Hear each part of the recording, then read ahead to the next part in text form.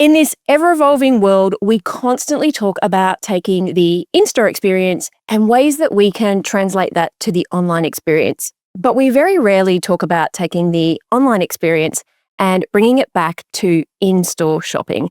And one of the benefits that I know about selling online is just that sheer amount of data that we can collect. Even with the Apple updates and everything, we can still look at buying behavior. We can look at browsing behavior, abandoned carts, all the information that Google Analytics gives us.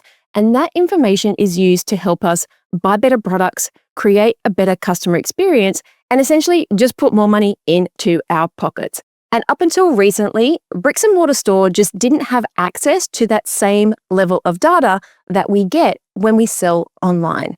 And today, Simon Molnar is on a mission to change that. Welcome to the Bringing Business to Retail podcast, where we talk all about different ways to grow your business and your bank account. Simon, welcome to the show. Thanks for having me. No problems. I would love to know what conversations around your dinner table were like when you were growing up, because I know in my house, it was generally something along the lines of whose turn it was to wash up and who hadn't cleaned their room up that day. Yeah. I can't remember the exact conversations that we had, but it was always centered around business. It was new opportunities. I think even while we were in high school, my brother and I were hustling. So it was all around what we could do, opportunities. And it was my parents also talking about what they did in the store. And I guess it all just kind of rubbed off on us. So tell us about that. Like, how did you end up with these conversations? Your parents were in retail? Yeah, my parents were in retail. They had a jewelry store in Sydney CBD for over 30 years. So I was really brought up on retail and specifically jewelry, and my journey started long before anything materialized. It was really growing up and being privy to the journey that my parents had and how hard they worked to achieve what they did. So I always tell people, if you've listened to the podcast before, I'm going to tell you this story again. And the story is about my proud parenting moment when I got a text message from one of the other mums at school. She was in, I think, year 5.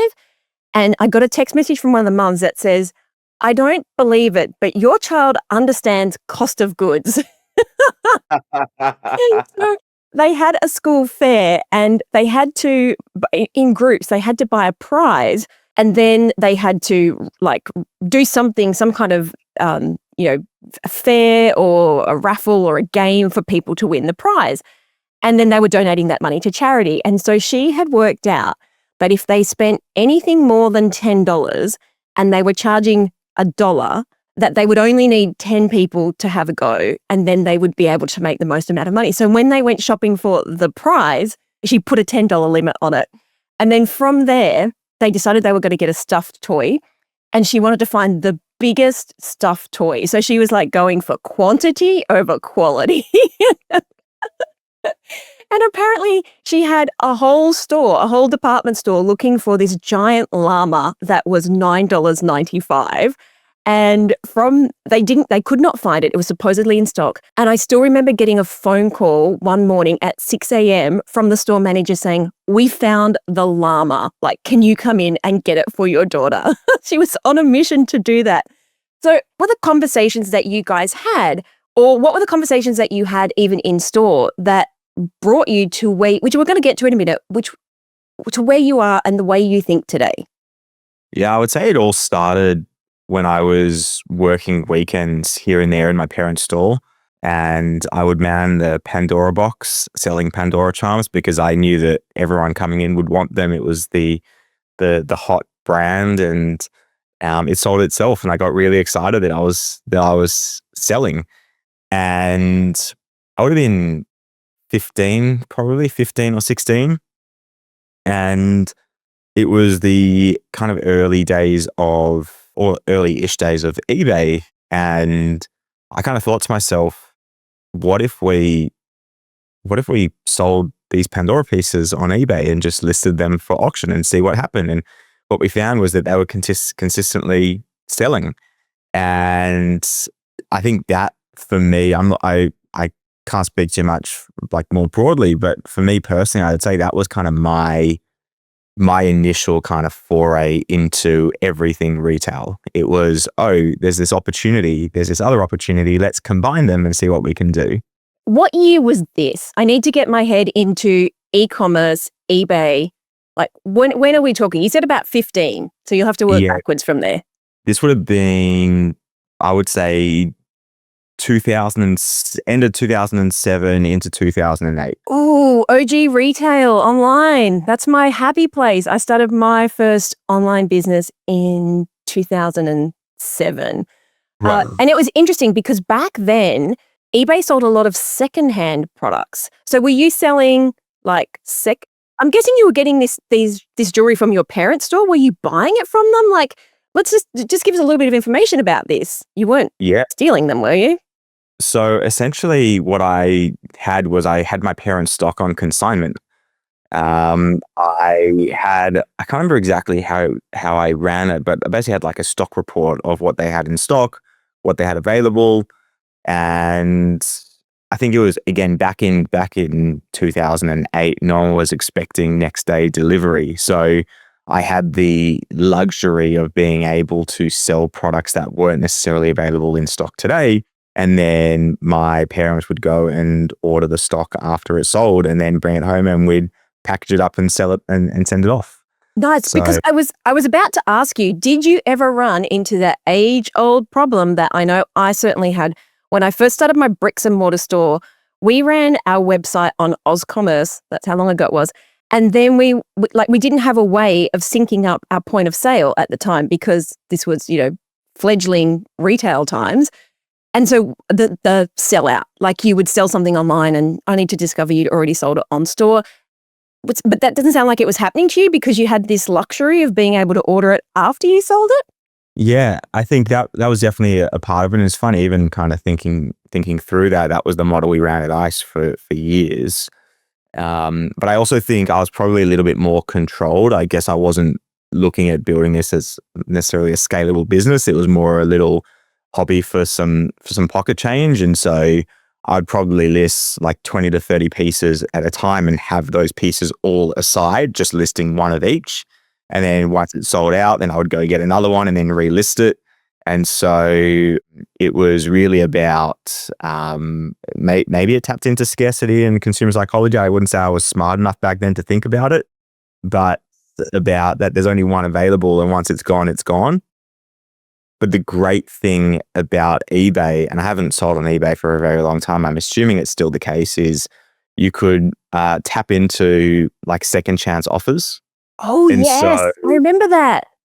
And so let's say a charm sold for retail for $50. I sold it for $45. I would go and find every bid above $35 and accept the offer and sell 5 or 6 pieces at a time. Oh, that was smart.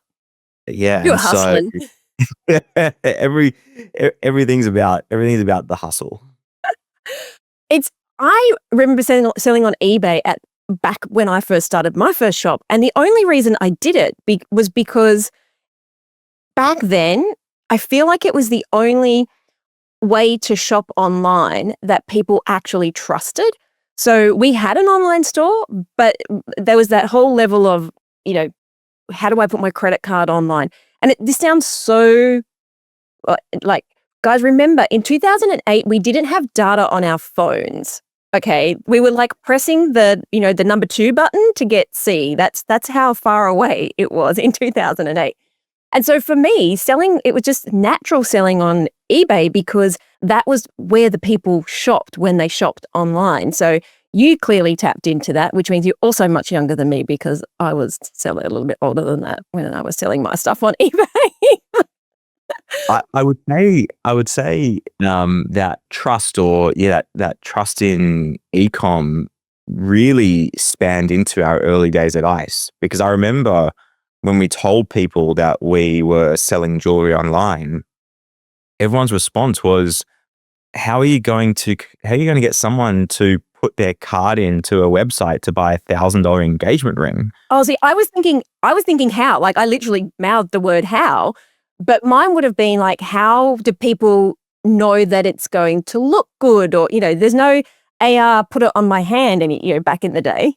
Yeah, it was hard. We had to spend a lot of time building trust in our customer. It was free returns if you're spending over a certain dollar amount, because at a certain price point, you're expecting quality, you're expecting a certain aesthetic, and you're not guaranteed to get it. So it was really about giving them that flexibility, or that ability to be able to return something if it didn't work for them. And we also lent quite heavily into branded product as well. So we had, I would say, half our assortment was kind of generic white label jewelry that we would source from around the world. And then the other half was all branded product where the customer knew what they were getting. Like the Pandora charms. Exactly. Unfortunately, when we launched Ice, we didn't, I can't remember why, but we couldn't sell Pandora through the website. But the brand that we did lean into was Thomas Sabo, which was really strong at the time. And that was our trust builder. It was someone being able to buy a $50 bracelet with a $35 charm, and to build that trust that they're actually going to receive what they're purchasing. And then once they get their foot in the door and they receive the purchase and they know that we're not a scam and that you can actually buy jewelry online, suddenly that would then drive that repeat purchase. They would keep coming back. What did your parents think? Like, they were traditional, what you said, 30-year bricks and mortar, serve the customer. You've got to, I'm pretty sure that all the jewelry people I know are all about customer experience.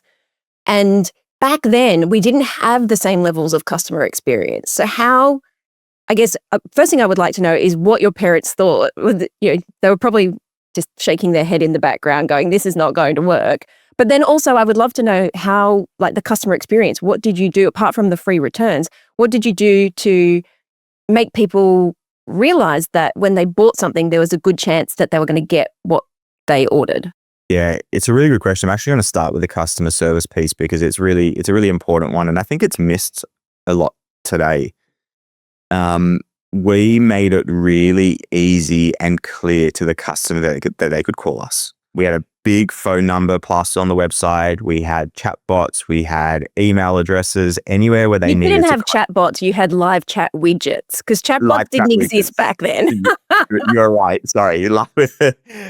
We had live chat widgets. You are correct. And we would encourage them to pick up the phone and speak to us, because speaking to someone, hearing us across the phone and being able to kind of build that relationship really helped settle those nerves. And so for us, it was really all around unique selling propositions and the things that are going to give someone the trust that we are legitimate. And nothing's going to build legitimacy more than giving them the ability to speak to a human. And so that was, we always really focused on the customer service first. Even if we had to take a hit, it was how do we make sure the customer has the best possible experience. And then coming back to my parents, I think Dad was probably a bit frustrated because he saw us taking sales away from his store. And we would have certain products that we would sell at a discount or something like that. And he would get really annoyed the number of times that someone would walk into his store with our website open at the price and say, can you price match these people? And my dad is just shaking his head saying, you're costing me money here. Mum always saw the opportunity, and she always saw that e-com and the internet was the future. And so she was really pushing us. And eventually, one of the other things that built a lot of trust in our customer was the ability to offer click and collect. And I feel like we offered click and collect before it became mainstream. And we did the same thing. Yeah. And my parents' shop was the collection point. And so even that became a trust builder, because they knew, oh, okay, there's a store in the city I can go collect this from. And that actually ended up becoming an upsell opportunity for my parents, because someone would purchase a watch. This watch could be sitting in the warehouse for a year or two. They would come bring it in, and my parents would offer a watch change, a battery change on the spot, and then be able to take a clip that way. So they started to see, and it's a component that I think is missed heavily in retail today, is that click and collect experience is an opportunity to bring someone into your store and drive an added experience. Is it an upsell? Is it a customer engagement? And my parents really leaned quite heavily into that. I stumbled onto that same thing by accident that you just said in my stores. And it was honestly for a lot of, we sold baby products. And so we would get people saying, my baby is asleep in the car, so I can't come in. I'm on the website. Can you bring me out? This, and this. And so we would ring up the order and then we would just walk out with the FPOS machine to their car and hand it over. And That's it was amazing. like, oh, this is a thing. And I still remember, sometimes you feel like you deserve credit for a whole entire movement. This is one of those moments where I took this information and we teamed up with kids photographer and to do Christmas photos. And I knew that as parents, the worst thing in the world is standing in that line at the mall with 50 other families waiting your turn and the kid starts crying. And so I just made a booking system and it was like, when your kids go to sleep. I don't know when your kids go to sleep. You just book a slot. And honestly, that brought so much money in. And the parents were just so thankful that someone had thought about their needs, that we would book out those things. Like we would have to get other photographers in because we had so many people requesting them. And like you said, the other part of that is while they're standing there waiting, whether it's the click and collect or the photography, they generally end up buying something. Exactly. There's always an opportunity, and it might not be an immediate upsell, but there's always a future opportunity. One of the data points that we have found consistently across the brands that we work with is the value of an omni-channel customer. So a customer that shops in both online and offline, and if there's any other vertical, each additional channel that a customer can purchase just increases the value of that customer. And the realization was that if you can, and continues to be, if you have an online customer and you can bring them into your store and complete a purchase in store as well, the lifetime value of that customer increases substantially because they no longer see you as a means to an end or to facilitate a purchase. They actually see you as a brand and they end up seeing you as a lifestyle. And you get that loyalty that they didn't have. It's just like when you meet someone, we always say the deals are done in the after party. And that's because when you have that connection with somebody, it's so much easier to make a decision or to take the next step. I think you've just built this perfect segue to talk about your product. And you were telling me I didn't know about your product, and congratulations on your latest capital raise. I literally had no words, guys. When Simon told me what this product does, I was just like, why didn't this exist when I had my store? And so I'm going to get you to tell us about it, but I want to just seed this conversation with, here's what I used to do. I had no retail experience when I opened my store. I had a business degree, which taught me nothing about running a business. And so I'd have a window display. And then at the end of the month or whenever we changed them out, I would go and look at, how many of those things did we sell? And we used to call it money mapping. It was like, so we had that thing in the window and we sold this many units. So, that's either good or that's bad. We should put that thing in the window. Similarly, we had different areas of the store that I would look at and go, point of sale upsell, like counter upsell, great. But we knew that it had to be less than $15. And I could see we had a very funny shaped store, and I could see in the first store we opened, it was kind of like a U shape, whereas the next store we opened was just a straight run. And it was interesting to see when people came into the first store where they would walk to. But when they came into the rectangular store, they would go in like a clockwise direction because we had a table down the middle. And so we started to realize I had an excellent team member who could visual merchandise the most beautiful things in the world. And so she would sit down and she would go, okay, back in the day, I didn't know this was not a thing, but I used to charge brands if they wanted to be in my window. So they had to pay me $500 like in cash or in stock, and they always pick stock, which was exactly what I wanted because then that's like $1,000 to me. But I used to charge them to be in the windows, and then I would report back and I would say, being in the window, you sold this many units. And it was interesting because when Nell used to sit down and do the visual merchandising, she wasn't experienced, but she also knew instinctively that the demographic in one store was very different to the demographic in the other store. And she would adapt the windows to cater for those different markets. And I think this was just a very good skill that she had. But what you have just introduced takes my whole conversation and fixes it with the click of a button pretty much.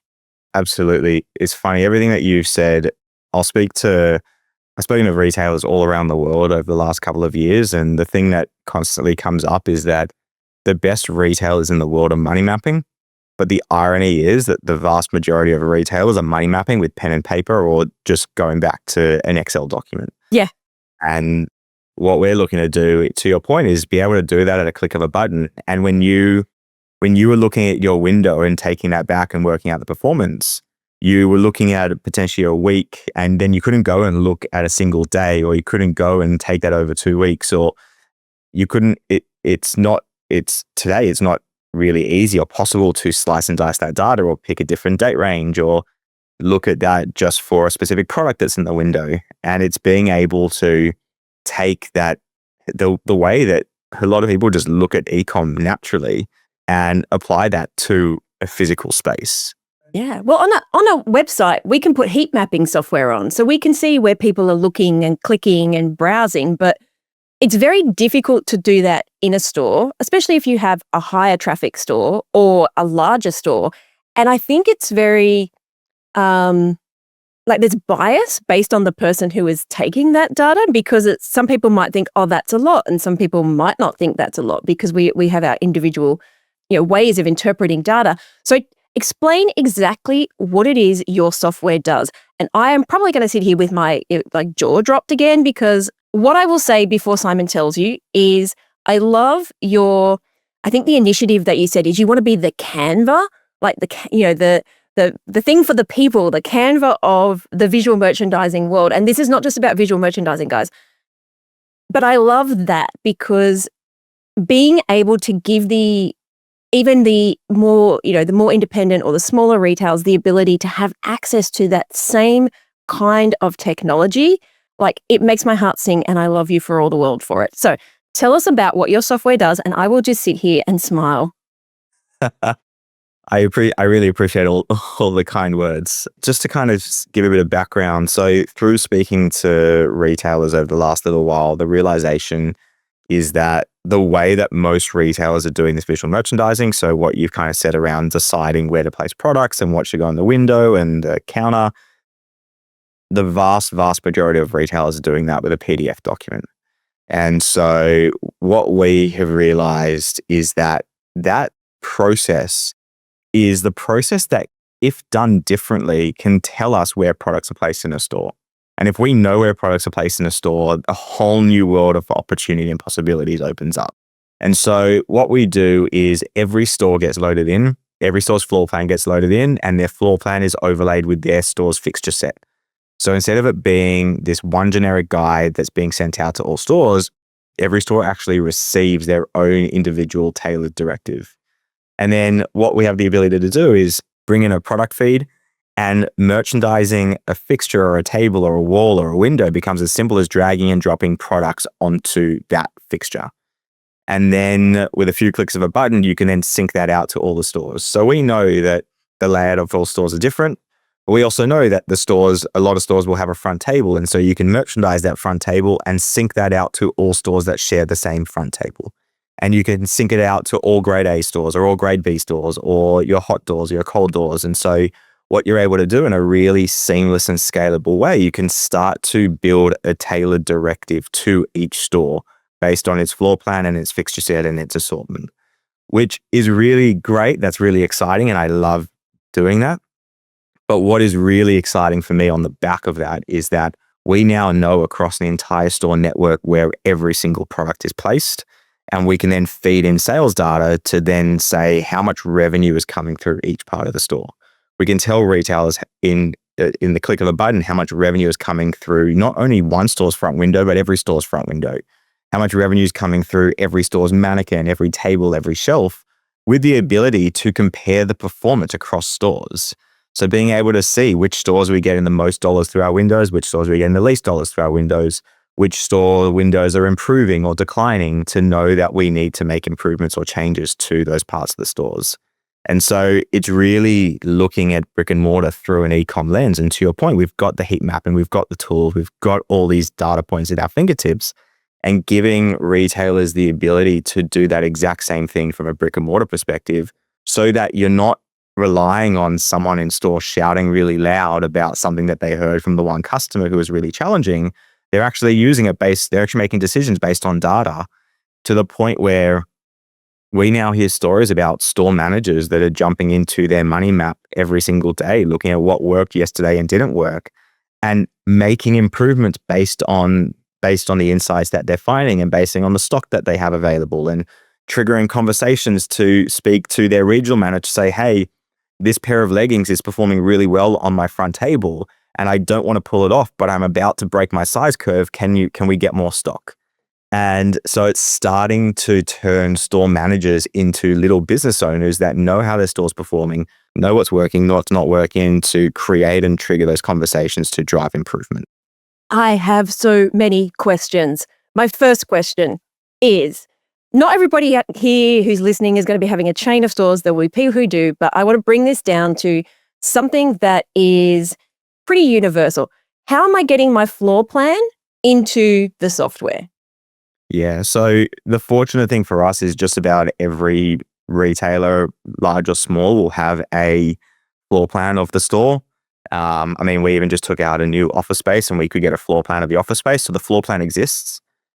That then gets sent through to us, and we just have a team of people who are tracing it up and loading it into the platform. So coming back to the customer service that we had at ICE and the customer service my parents offered in their store, it's about making it as much of a no-brainer as possible for the customer, and trying to take as much of that lift as possible off their plate. So we do the tracing, we do the training, we do the onboarding.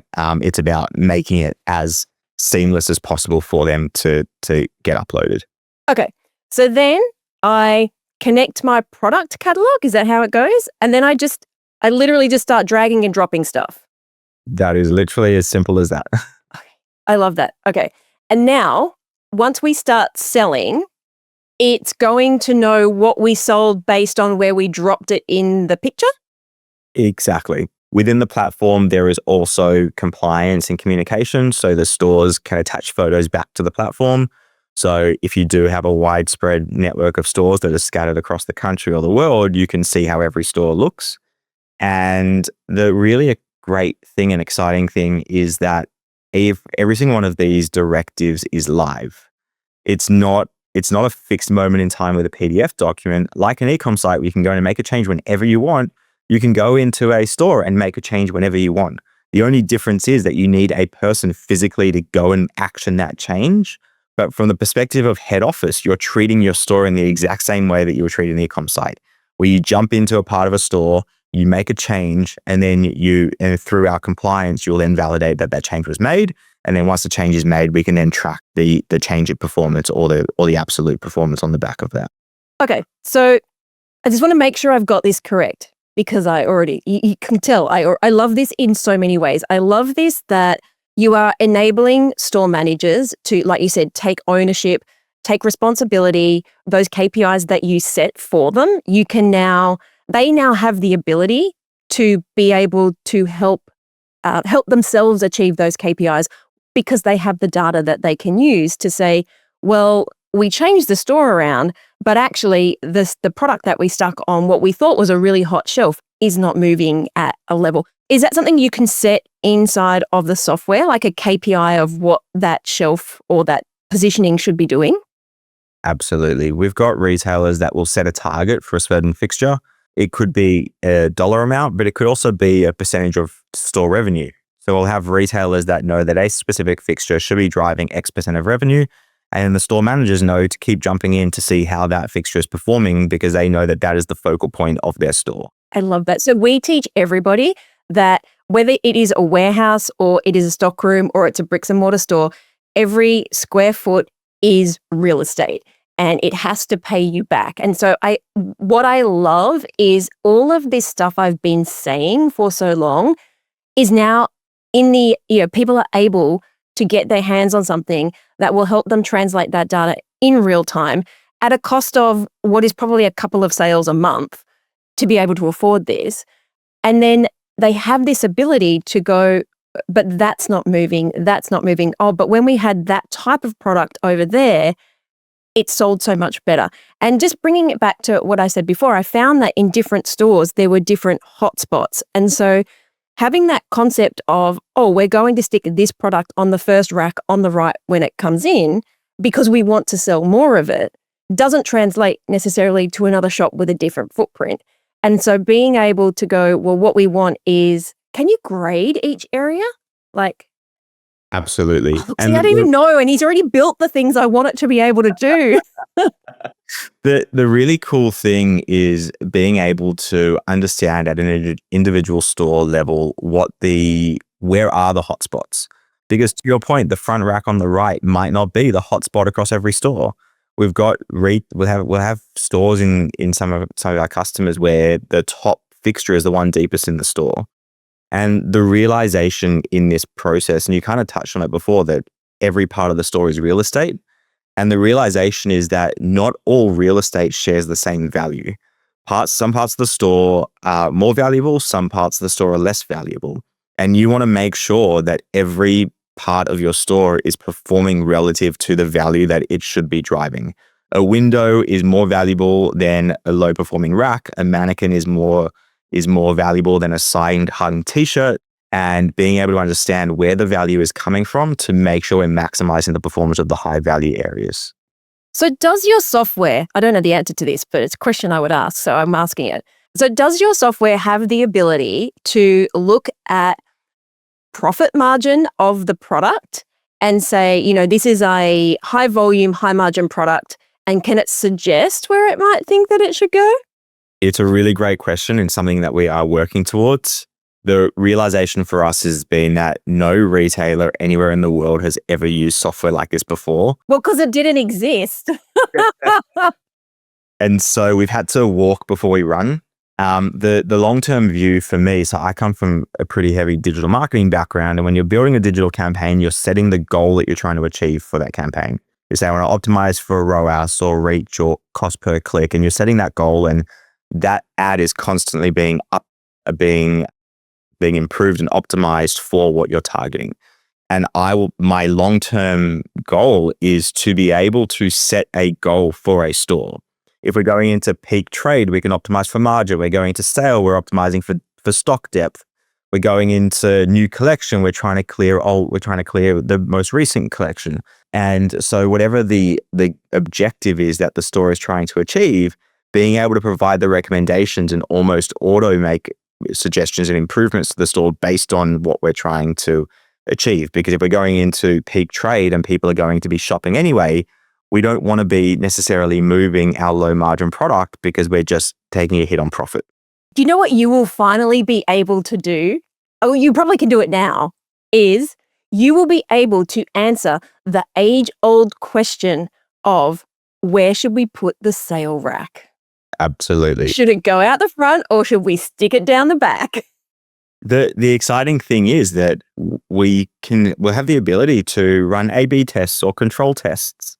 And in some stores, we can put the sale rack out the front. In some stores, we can put the sale rack out the back. For some retailers, they'll treat their core product like the milk in the supermarket, where they'll put it in the back of the store because they know their customers are going to go there. And the question is that fundamentally true? Because a customer who knows the brand, sure, they know what they're looking for and they're going to venture there. But are you missing out on opportunity by not showing your best product to new customers? And being able to understand, and retailers are getting better with capturing customer data on purchase in store, and being able to understand, are there certain stores which skew more towards new customer acquisition versus existing customers? And being able to tailor even the store at that level of granularity, because if I'm tailoring towards existing customers, then I can keep my new product at the front and my evergreen and core product at the back, knowing that my customers are going to come in and shop and look and find their way to the core product. Versus maybe I've got a store in a tourist destination or a holiday destination, and I'm more likely to get new customers, and therefore I want to put my best product forward that I know is going to sell. And also the same we were talking about before about where you may have a store in maybe a lower socioeconomic area or like a tourist area where people on holiday and they just want something cheap to get them by. They're not going to take it home. Or if you're in a lower socioeconomic area or not an area where people, like you said, are looking for new customers, then you adjust your store because what is important to those customers and what drives the most sell through could be very different to the same store in another area. Absolutely. Even as simple as climate. In Australia, you could be in the middle of winter and Melbourne is freezing cold and far north Queensland is still nice and sunny. And you'll put all your winter coats and Uggs and everything like that in your hot stores, even though that customer isn't going to buy it because it's not relevant to them. Yeah. I do. I remember so many times sticking kids' raincoats on the rack bringing the sale rack in and putting kids' raincoats out the front when it was raining. These are all things that, again, there's a certain level of intuition. I'll speak to some of the largest retailers in the world. And when I was speaking to the founders of these retailers, they'll turn around to me and they'll say, this is everything that I know to do. I'll walk into the store and I know where products should be placed and I know the flow of the store and I know that this is what should be here and that should be there. And I say, great, you can do that for the stores that you can physically walk into. How do we take your mindset and scale that to every single store across the world? And that's what we're looking to enable. There are incredible retailers in the industry, people that are seasoned, that know what to do, that will put the raincoats out front when it's raining. But when you've got an 18-year-old straight out of school that's working a casual job, they don't have that same level of experience or knowledge. And we want to give them the resourcing to be able to make those exact same decisions. And I think what you were just saying there about, there are seasoned people who, I'm the same. I was doing some consulting in a store the other day and they had the baskets. It was this kind of like a mini tiny IKEA where you had to walk all around the countryside. And they had the baskets in a really weird position that you would never even notice at the beginning, but it was a gifty type store. So you didn't even know if you were going to buy anything. And there were no more baskets anywhere else. And I just picked up the baskets and moved them to the middle. And within 30 seconds, someone picked up a basket. And that's just it. We can see it. But it's taking that information out of our brain and being able to democratize that in a way that anybody can use with a little bit of training. Absolutely. The data points that we're able to find are really incredibly unique. I mean, there was a customer of ours and what they found was that folded product above eyeline doesn't sell. Did that make sense to me? To me, that's a no-brainer of having had a retail store. Exactly. And it makes sense when you think about the customer walking in, that they don't want to have to find a size in a pile of clothing. But without the data point, they didn't know. And being able to even being able to know, do the products at the end of the rack or a product in the middle of the rack sell better? And being able to understand if we are trying to clear product, if we've got product that we're low on stock of that we don't want to move as fast, we move it to the areas that aren't as fast moving. And if we have product that we need to move because we've bought depth in and we're about to go into sale, and if we don't clear it, we're going to go into sale and the impact margin, then we want to put it into parts of the store that are going to inflate sales for that product. It's really as simple as that. I know, and it sounds as simple, and in my head, all of those things make sense. But like you said, we all have different skill sets. And when you take that information and you need to put it across multiple stores, across multiple different ways that people learn, the ways that people think, at the end of the day, we're here to make money, and you need to be able to make money from all of your stores.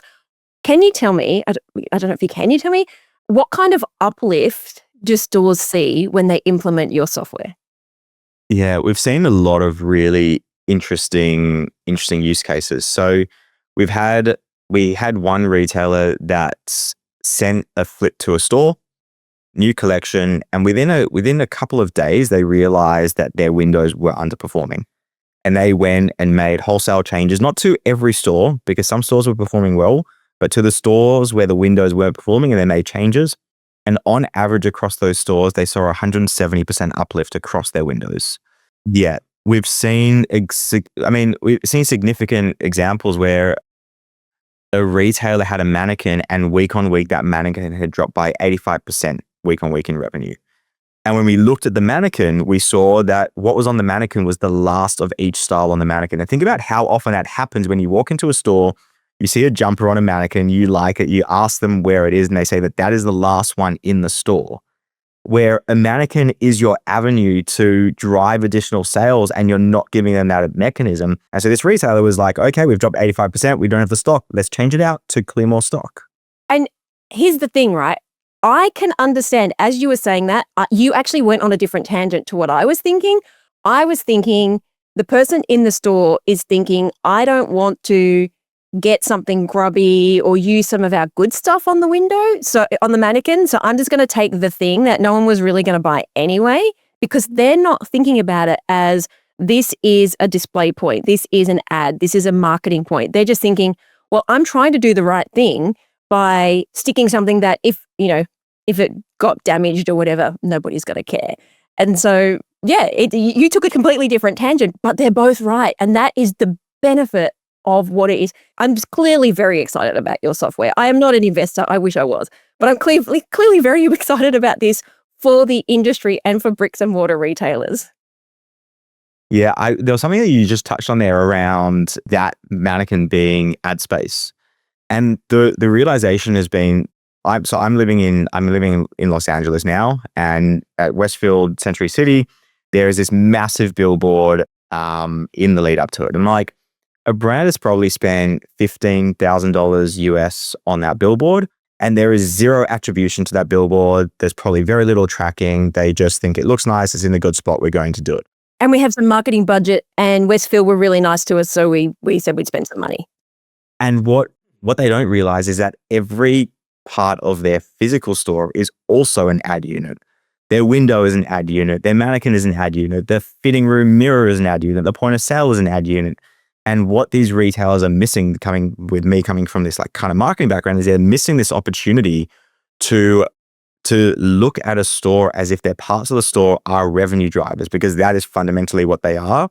And being able to understand what return on investment, if a retailer was spending $100,000 on a wall and it was driving $50,000 in return, I guarantee you they would throw that wall in the bin. And the rent of a store is expensive. That wall is expensive, yet they're not looking at the return on investment on that wall, which to me is just, it's such a missed opportunity. Which is, the complete opposite if we go back to online, which is if you have your stuff sitting in a warehouse or 3PL, you're getting charged by how much space you're taking up. And so, not necessarily where it's placed, but how much space it's taking up. And that's where this concept to me of real estate is, if I put it in a warehouse, if I put it in FBA, if I put it in 3PL, I get charged for that space. And we have to take that same mindset, whether it is in your garage or whether it is in a stockroom or in, like I was just thinking, I went to Westfield the other day for a skirt and they had to go off site to get it. And I didn't even know that was a thing. And she came back and she said, oh, sorry, our storeroom is just a cupboard. And it was the last one. And I just had to look, I had to throw everything around looking for it. And that to me was like, what a waste of time. Like that they don't even know where their stock is, let alone, where it should be or what it should be selling.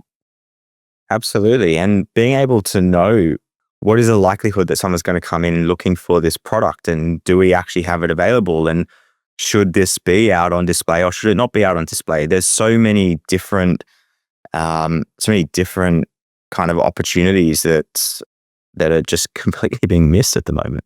All right. I have to ask you, we've been talking for ages and I could probably talk to you for so much longer, but I have to ask, why the move from Australia to LA?